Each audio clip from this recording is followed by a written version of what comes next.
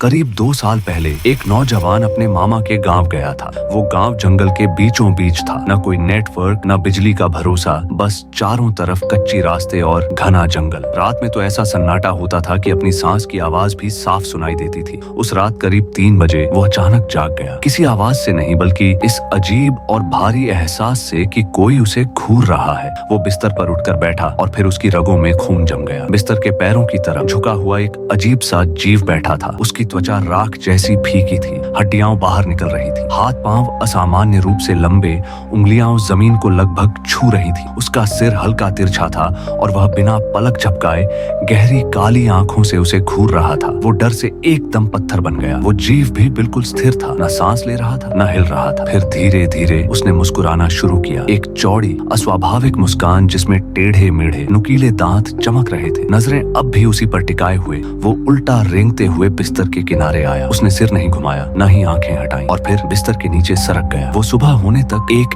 Inch भी नहीं हिला। अगले दिन उसने मामा को सारी बात बताई तो मामा का चेहरा फीका पड़ गया। धीरे से बोले, तू अकेला नहीं है जिसने उसे देखा है। गांव में लोग उसे चिरई कहते हैं ये रात में सोते हुए इंसान की सांसें सूंघती हैं। वहाँ कोई पदचिन्ह नहीं मिले, कोई दरवाजा टूटा नहीं, कुछ भी नहीं जिससे लगे कि कोई आया था। लेकिन उस रात के बाद से वो लड़का कसम खाता है कि अब भी उसे बिस्तर के नीचे से हल्की हल्की खरोंचने की आवाज आती है, जैसे वो फिर से उसके सोने का इंतजार कर रही हो।